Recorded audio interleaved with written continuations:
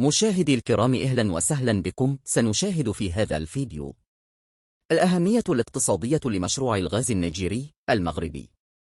الأبعاد الجيوبوليتيكية لمشروع أنبوب الغاز نيجيريا المغرب، الرابحون والخاسرون المحتملون من أنبوب الغاز نيجيريا المغرب، التعبئة لفائدة مشروع الغاز نيجيريا المغرب وتحديات البنيوية والظرفية التي تواجه مشروع الغاز نيجيريا المغرب، وأخيرا الحسابات الجيوستراتيجية للمشروع. أبقوا معنا إلى نهاية الفيديو، لا تنسوا الضغط على زر الاشتراك وتفعيل الجرس ليصلكم جديدنا، وشكرا. مشاهدة ممتعة.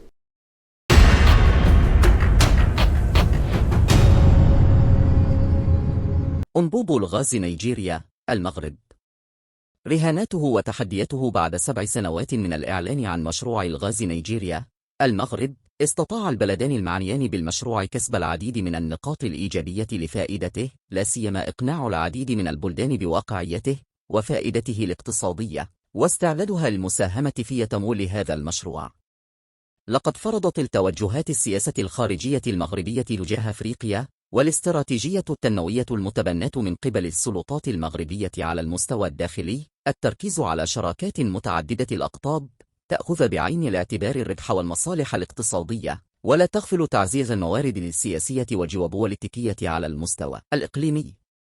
وفي هذا الإطار تندرج عدة مبادرات سياسية تجاه الدول ومشاريع التعاون الاقتصادي، وعلى رأسها مشروع أنبوب الغاز نيجيريا المغرب 2016 الذي سيربط بين إفريقيا وأوروبا، بوصفه يعبر عن تصور جديد للمشاريع المهيكلة على المستوى الإفريقي، وعن رؤية استراتيجية آتية من الجنوب لخدمة مصلحة الجنوب والشمال معا، مستقلة إلى حد كبير عن التوجيهات الغربية.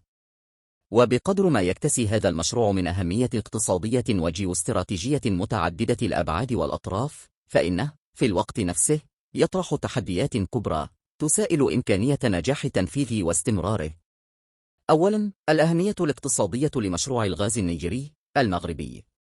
إن المصالح الاقتصادية للفاعلين الرئيسيين في مشروع أنبوب الغاز نيجيريا المغرب متعددة ومتنوعة بين المصالح المباشرة والمصالح الغير مباشرة، ومختلفة حسب كل طرف. فبالنسبة لنيجيريا، باعتبارها تملك احتياطات ضخمة من الغاز وتنتج كميات هائلة منه، حيث تحتل الرتبة 22 عالمياً، والثالثة أفريقياً على مستوى إنتاج الغاز، والخامسة عالمياً والأولى إفريقياً على مستوى تصديره، كما تتوفر على 30% من الاحتياطي الإفريقي منه، ويبلغ إنتاجها أزيد من 50 مليار متر مكعب في السنة. فإن مصالحها الاقتصادية المباشرة تتمثل أساساً في شقين. فمن جهة سيمكنها هذا المشروع من مضاعفة حجم صادراتها من الغاز والدخول إلى أسواق جديدة وتعزيز مواردها المالية،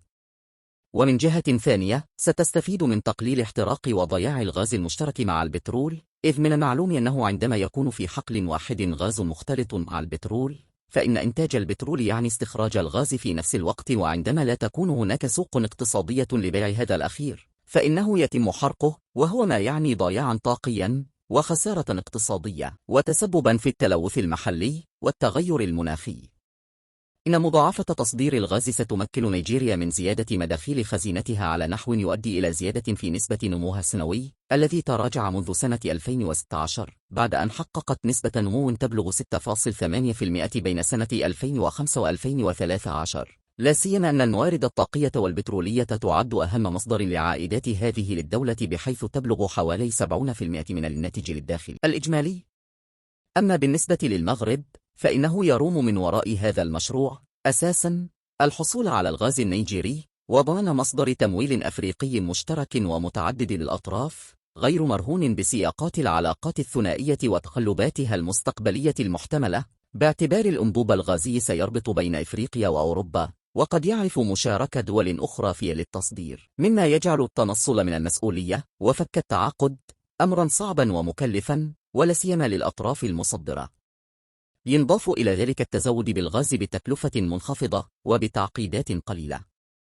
إن المشاريع الاقتصادية والتنموية التي اطلقها المغرب أو يخطط لإطلاقها على المدى القريب والمتوسط تتطلب كميات إضافية من مصادر الطاقة، ولا سيما من البترول والغاز، حيث يتزايد طلب المغرب سنويا على الطاقة الأولية بمعدل ما بين 5% و 6.5% بالنسبة للكهرباء. على سبيل المثال، إن الإنتاج الوطني المغربي من الغاز الطبيعي لا يتجاوز 100 مليون متر مكعب في السنة، وهو رقم ضعيف يضطر معه المغرب إلى الاستيراد.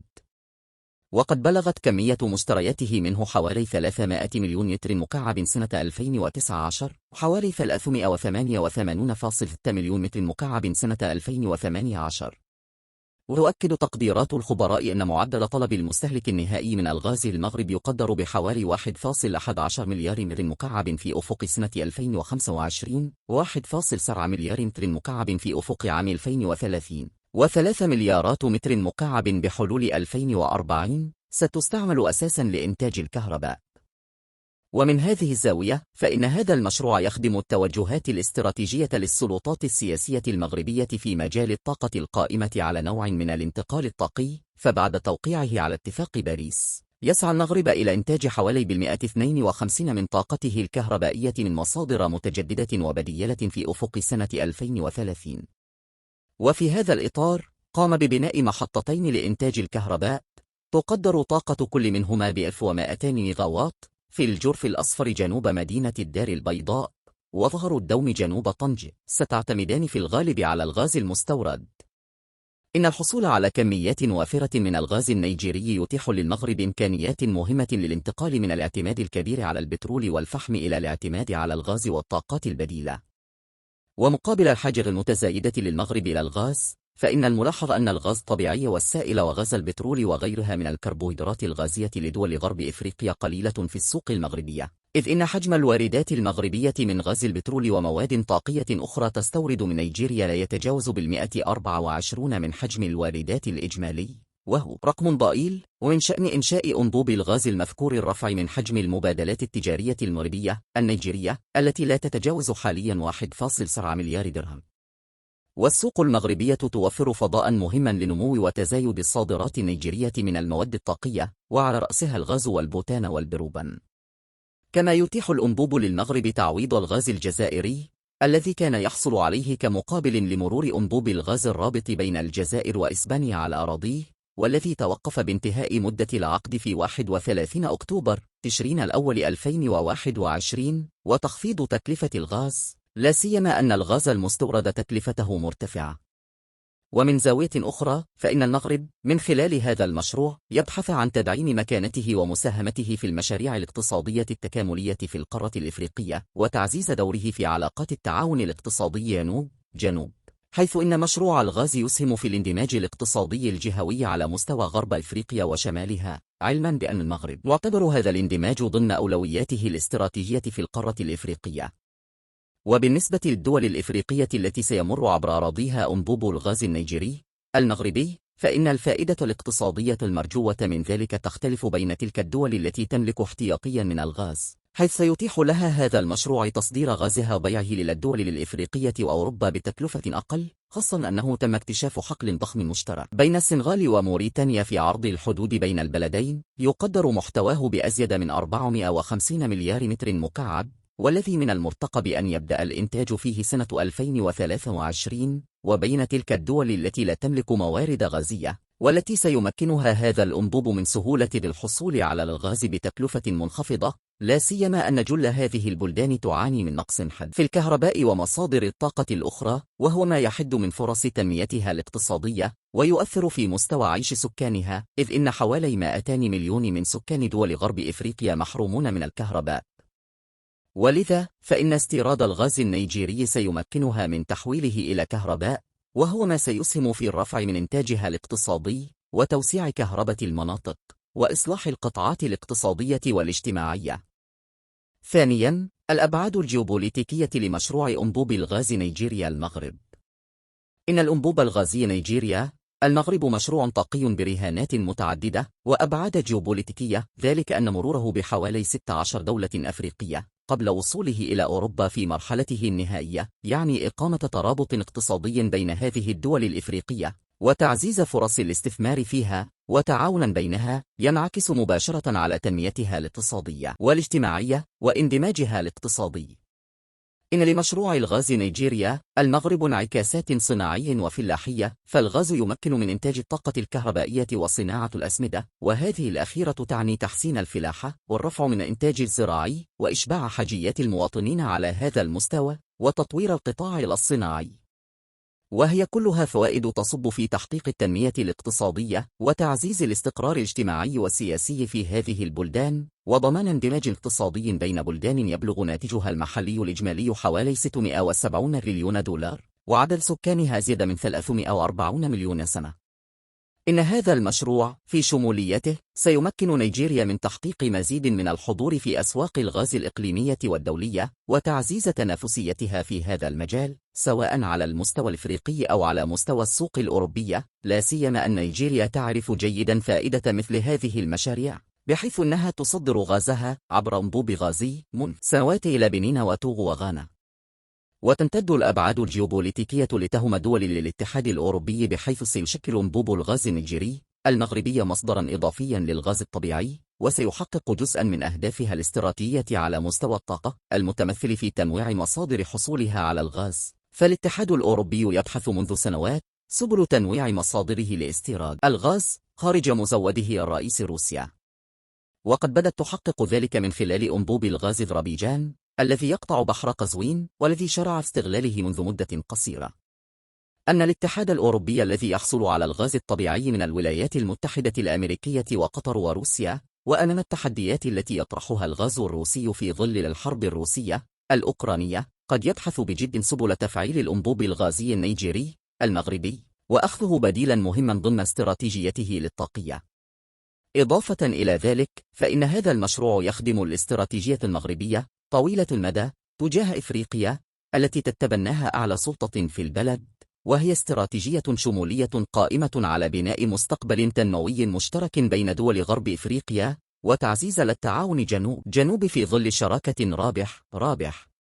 كما يخدم أهدافا سياسية غير معلنة متمثلة في تحديد موقف بلد مؤثر في إفريقيا من قضية الصحراء المغربية ألا وهو نيجيريا، وكسب هذا البلد صديقا داعما للمشروع المغربي المقترح لحل هذه القضية إلى جانب باقي البلدان التي سيمر منها أنبوب الغاز. ثالثا، الرابحون والخاسرون المحتملون من أنبوب الغاز نيجيريا المغرب. إن هذا المشروع الاستراتيجي في حالة نجاحه سيحقق أرباحا كبرى لعدد من الأطراف، مثلما قد ينعكس سلبا على مصالح أطراف أخرى. 1. الرابحون المحتملون. على رأس هؤلاء نجد نيجيريا التي تعد طرفا رابحا في جميع السيناريوهات المحتملة لأنبوب الغاز، سواء تم تدشينه إلى نهايته المتصورة، حيث ستتمكن من تصدير مزيد من كميات الغاز إلى أوروبا وزيادة حصتها في أسواق هذه الدول التي تعد واحدة من أكبر المستهلكين للغاز عالميا، أو لم يتم إيصال الأنبوب إلى وجهته المرسومة، حيث ستستفيد نيجيريا من تصدير غازها إلى دول غرب إفريقيا والمغرب. نيجيريا تعد الرابح الأساسي من مشروع خط الغاز نيجيريا المغرب في جميع السيناريوهات باستثناء الفشل النهائي للمشروع، وهذا مستبعد جدا، بوصفها ستصبح المزود الرئيسي للغاز الذي سيمر عبر الأنبوب. ويعد المغرب المستفيد الثاني من هذا المشروع، لأنه سيتيح له إمكانيات كبرى للتموقع بقوة في اقتصاد منطقة غرب إفريقيا خاصة وفي إفريقيا عامة، وسيقوي توجهه الإفريقي، بحيث إن استثمارات المغرب أصبحت واقعا حاضرا في اقتصاديات أزيد من 20 دولة إفريقية. كما سيمكنه ذلك من تنويع مصادر حصوله على الغاز والقطع مع بعض المصادر التقليدية المكلفة ماليا وسياسيا. وستستفيد الدول التي سيمر منها أنبوب الغاز كذلك، إذ ستحصل على الغاز النيجيري بتكلفة أقل، علاوة على فرص سهامه في اندماجها الاقتصادي الإقليمي وبناء بنيتها التحتية وتعزيز مواردها الاقتصادية.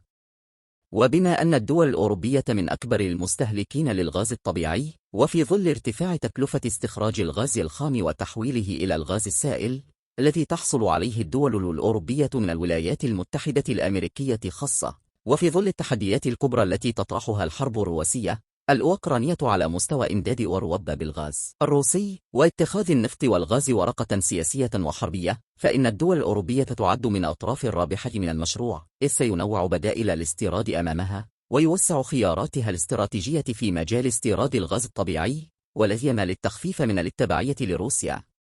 فعلى سبيل المثال، تستورد ألمانيا وحدها حوالي 30% من احتياجاتها الغازية والنفطية من روسيا. 2. الخاسرون المحتملون. إن مشروع الغاز النيجيري المغربي سيجعل روسيا أمام منافذ جديد في السوق الأوروبية، باعتبارها كانت مزود أوروبا الرئيسي بالغاز والنفط. ومن المرجح أن إنجاز هذا المشروع سيؤثر بشكل أو بآخر على نسبة الغاز الروسي المصدر إلى أوروبا. ولعل هاجس روسيا في الحفاظ على موقعها في مجال للغاز المصدر إلى أوروبا كان وراء قيامها بتدشين أنابيب غاز جديدة نحو أوروبا، وبالخصوص أنبوب ترك ستريم وأنبوب نور ستريم 2. لذلك فإن من الطبيعي أن تنظر روسيا نظرة غريبة إلى كل مشروع يمكن أن ينافسها مستقبلا في السوق الأوروبية. الجزائر. باعتبار الجزائر تعد مصدرا مهما للغاز إلى الدول الأوروبية سواء عبر أنبوب الغاز الجزائر، إسبانيا أو عبر طرق أخرى، فإن إنجاز مشروع أنبوب الغاز نيجيريا المغرب سيؤثر سلبا على مكانة الجزائر الاستراتيجية في سوق النفط والغاز الأوروبية. أضف إلى ذلك أن نجاح المشروع النيجيري المغربي سيعني بدون شك خسارة صداقة عدد من دول غرب إفريقيا في ملف قضية الصحراء المغربية، وعلى رأسها نيجيريا التي كانت تعد إلى عهد قريب من أهم دول الحلف الداعم للجبهة الانفصالية بوليساريو في إفريقيا، إلى جانب الجزائر وجنوب إفريقيا. ومن شأن نجاح هذا المشروع تعزيز التعاون الاقتصادي والسياسي بين نيجيريا والمغرب على حساب التقارب بين نيجيريا والجزائر. وفي ظل التنافس المحتدم بين المغرب والجزائر، فإن نجاح المشروع النيجيري المغربي في حالة فشل المشروع الغازي النيجيري الجزائري سيعد انتصارا اقتصاديا وسياسيا للمغرب كقائد لتعاون جنوب في شمال إفريقيا وغربها. والتأكيد سيعد ذلك بالمقابل خسارة كبرى للنخب السياسية والعسكرية الجزائرية التي تعتمد على قضية تنافسها مع المغرب للحفاظ على مشروعيتها السياسية. رابعاً، التعبئة لفائدة مشروع الغاز نيجيريا المغرب.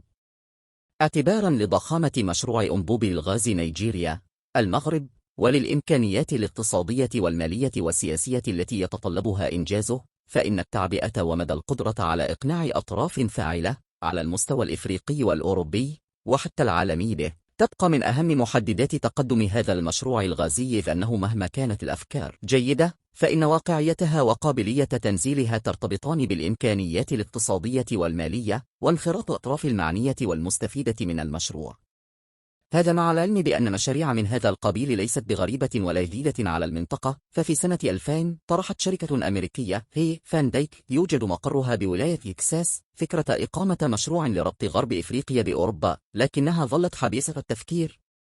وعليه فإن المغرب ونيجيريا يعملان منذ الإعلان عن فكرة مشروع الغاز النيجيري المغربي سنة 2016 على إشراك أهم الأطراف المعنية بالمشروع في الدراسات القبلية التي انطلقت في شهر مايو أيار 2017، وذلك بهدف توسيع دائرة داعمي المشروع وإقناع الدول المعنية بجدواه على التنمية الاقتصادية واجتماعية.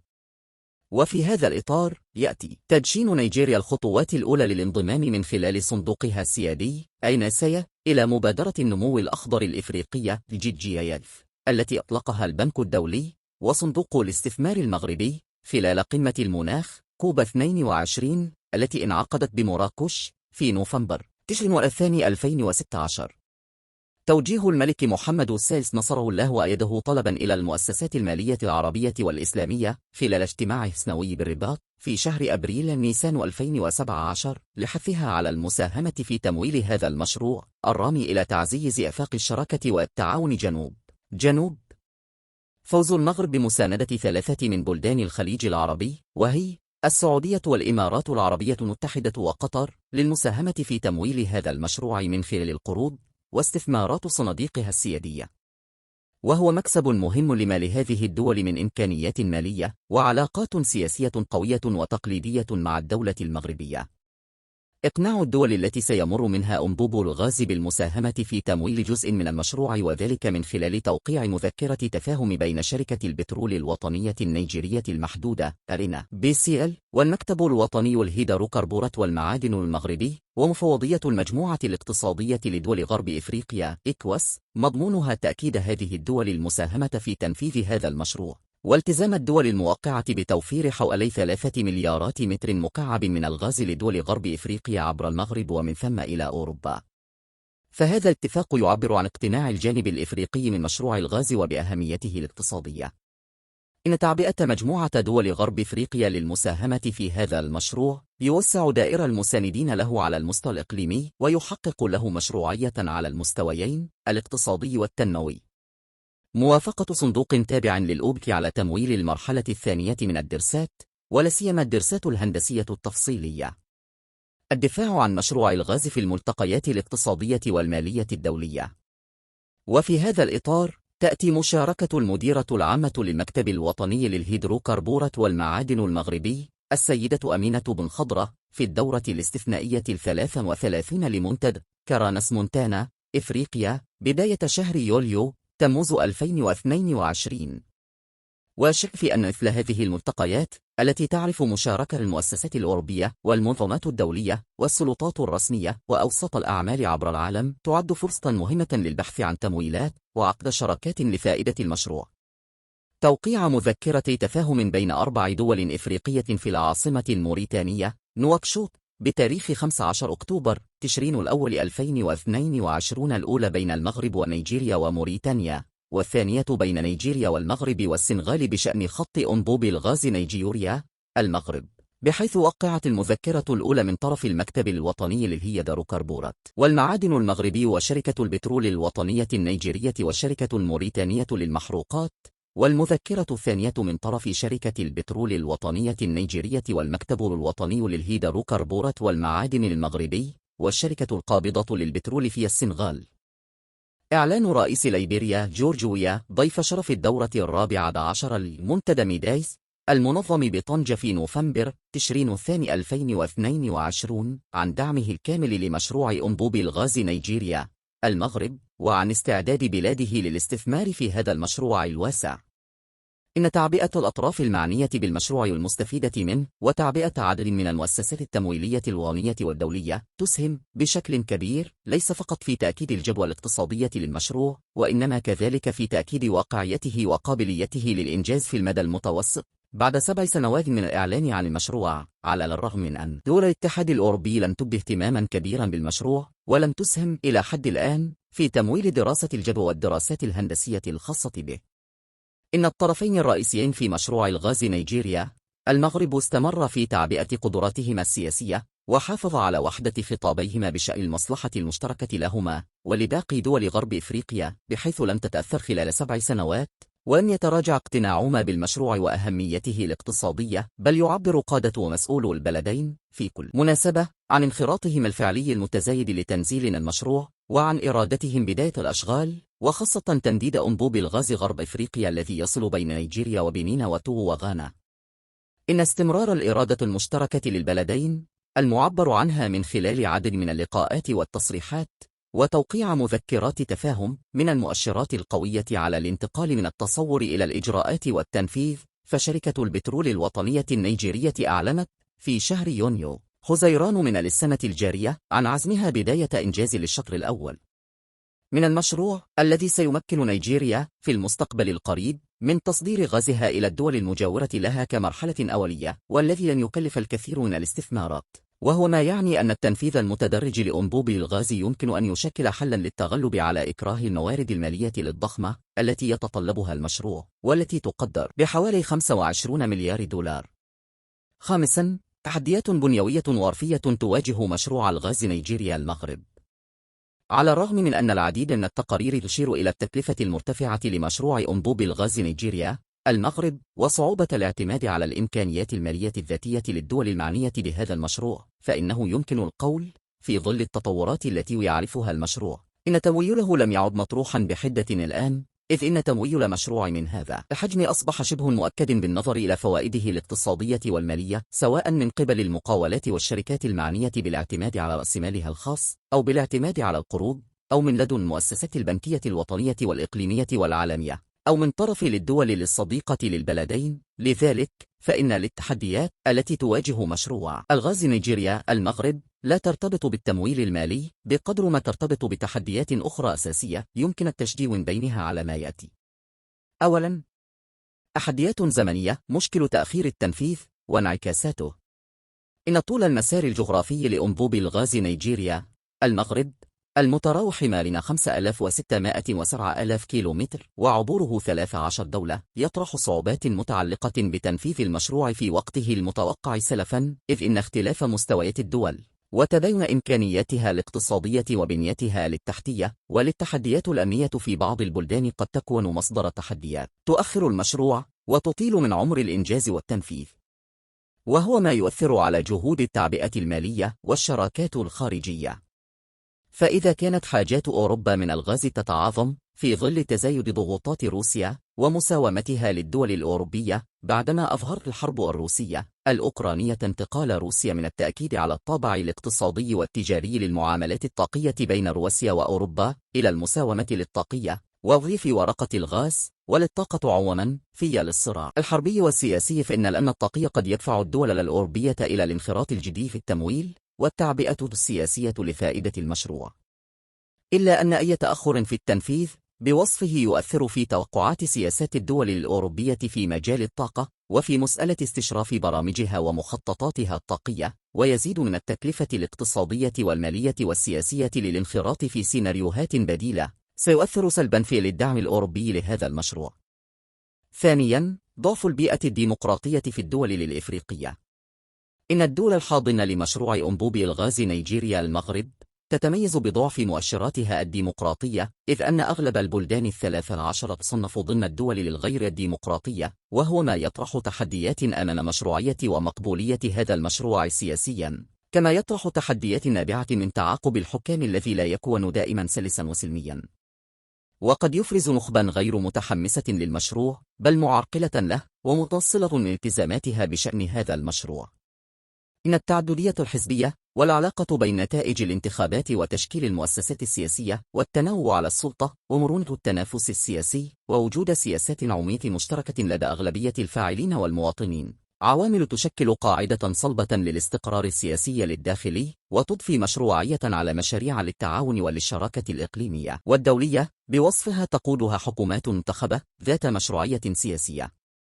كما تشكل مقوما مهما لكل تنسيق مثمر وشراكة فعلية، ذلك أن وحدة اللغة السياسية وتقاربها من العناصر الأساسية لإنجاح مشاريع التعاون الإقليمي وتسريع الاندماج في مثل هذه المشاريع الاستراتيجية العظمى. إن البيئة الديمقراطية الإقليمية تفتح آفاقا كبرى لنجاح الاندماج الاقتصادي والتعاون المتعدد الأطراف وتحقيق الأهداف والمصالح الجماعية للدول والشعوب، وعلى رأسها تحقيق التنمية الاقتصادية والاجتماعية، إذ إنه كلما كانت الدول المعنية بالتعاون الإقليمي وللشراكة متعددة الأطراف دولا ديمقراطية تعرف تقاليد وممارسات سياسية ديمقراطية وحدودا معقولة من الفصل بين السلطتين السياسية والاقتصادية، كانت فرص استمرار التزامات الدول في مجال التعاون الاقتصادي والاندماجي أكبر، وفرص تجنب التصادمات والأزمات بينها ممكنة. إن الخلافات حول كيفية الاستفادة من حقوق العبور والمشكلات المتعلقة برسوم العبور، وخاصة مع احتمال رفضها من قبل بعض الدول المعنية بالمشروع واحتمال عجز بعض الدول عن دفع مستحقات الاستهلاك كما حدث في مشاريع مماثلة كأنبوب الغاز الرابط بين نيجيريا وبنين وتوغو وغانا، والدفع بشعارات من مثل التضامن بين الدول الإفريقية والمساهمة الرمزية والظروف الاقتصادية المتردية أو القاهرة من قبل بعض الدول للتنصل من التزامات استفادتها من مشروع الغاز تبقى واردة، كما أن الجمع بين السلطتين السياسية والاقتصادية التي تعرفها جل البلدان المرتبطة بمشروع أنبوب الغاز بدرجات متفاوتة يقوي احتمالات تأثير النخب المهيمنة والمسيطرة في عدد من هذه البلدان في مشروع الغاز وتقوية مصالحها ولو على حساب المشروع وفوائده الاقتصادية والاجتماعية، وقد يصل ذلك إلى عرقلته واستمراره في حال تعارض مصالحها مع المشروع أو انخفضت ذلك أن الجمع بين السلطتين السياسية والاقتصادية في هذه الأنظمة السياسية يرجح كافة المصالح الاقتصادية والسياسية للنخب المسيطرة والنافذة في هذه البلدان، ويقوي تأثير المجموعات الضاغطة التي لا تكون دائما مستقلة عن الخارج وإملاءاته. أضف إلى ذلك أن ضعف البيئة الديمقراطية في هذه البلدان يحد من إمكانية حل الخلافات التقليدية والمستجدة بين هذه البلدان على نحو سلمي وحضاري، ومن إمكانيات التفاهم السريع والمستقر. فالعلاقات بين عدد من البلدان التي يمر منها هذا المشروع يغلب عليها الطابع الصراعي والمتوتر، وأن تسوية النزاعات بينها تستغرق وقتا طويلا، وتكون بشكل يؤثر سلبا في زمن الاستقرار وزمن التنمية في هذه البلدان. ثالثا، ضعف البنية الاقتصادية للدول المعنية. فعلى سبيل المثال، تواجه نيجيريا منذ سنوات تهديدات جماعة بوكو حرام، كما أن عدد من دول المنطقة معني بتهديدات الجماعات الإرهابية التي تنشط في الصحراء والساحل. وتظل المنطقة مرشحة للتدخلات العسكرية الخارجية التي تتم تحت ريعة محاربة الإرهاب والتطرف وحماية حقوق الإنسان، وكما تظل محكومة في العمق بحماية المصالح الاقتصادية والسياسية للدول المتدخلة. إضافة إلى أن عددا من الدول المعنية بالمشروع تشهد مؤشرات تصاعد الصراعات الإثنية والعرقية والدينية بشكل يهدد استقرارها ويقوي التسلط السياسي والتدخل العسكري في السلطة السياسية داخلها. وما يجعل هذه التهديدات الأمنية تحديا حقيقيا أن أغلب البلدان التي يمر بها أنبوب الغاز دول فقيرة، لذلك تظل الهزات والانفجارات الاجتماعية فيها واردة في أي حين. إن مثل هذه العوامل قد تؤثر في استمرار تصدير الغاز النيجيري بشكل مستقر وآمن. خامسا، الحسبات الجيوستراتيجية. إن أنبوب الغاز نيجيريا المغرب يقع في مثلث استراتيجي مهم لإفريقيا والدول الأوروبية، بحيث يجمع دول شمال إفريقيا وغربها، ويوم دولا في تنافس وصراع مع دول أفريقية أخرى. نشير هنا إلى الصراع السياسي التقليدي بين المغرب والجزائر الداعمة للجبهة الانفصالية الإرهابية المعروفة اختصاراً بالبوليساريو، والتي تقف ضد حل مشكلة الصحراء المغربية، كما يهم دول أوروبية تجمعها علاقات معقدة بين الدول الإفريقية. يصعب في الكثير من الأحيان على التوفيق بين أقطابها وبناء علاقات اقتصادية وسياسية متميزة، وهو ما يحد من الانخراط الجدي لأوروبا في هذا المشروع بعد مرور أزيد من 7 سنوات على الإعلان عنه، وبعد 4 سنوات من التوقيع بالأحرف الأولى على الاتفاقية بين المغرب ونيجيريا سنة 2018. وهو ما يفسر تأخر الدول الأوروبية وترددها في الاقتناع بجدوى المشروع الاقتصادي، بل وصل الأمر إلى التنقيص من قيمة المشروع من قبل الرئيس الفرنسي مانويل ماكرون، الذي صرح سابقا بأنه ليس هناك جدوى اقتصادية للمشروع. إن التدخلات السياسية والاستراتيجية تظل مؤثرة بلا ريب في تنزيل هذا المشروع بنجاح، ومحددة لتفاعل الدول الأوروبية معه. في الآخر، وبعد 7 سنوات عن الإعلان لمشروع الغاز نيجيريا، المغرب استطاع البلدان المعنيان بالمشروع كسب العديد من النقط الإيجابية لفائدة المشروع، لا سيما إقناع العديد من البلدان بواقعيته وفائدته الاقتصادية واستعدادها للمساهمة في تمويل هذا المشروع. وبالرغم من تردد الدول الأوروبية في التفاعل مع المشروع الذي يفسر تأثيراته الجيوستراتيجية، فإن التقارب الكبير بين المغرب ونيجيريا وعدد من بلدان غرب إفريقيا واكتشاف حقل غازي مشترك بين السنغال وموريتانيا تقوي إمكانيات التغلب على الإكراهات الاقتصادية والأمنية والسياسية التي تواجه هذا المشروع.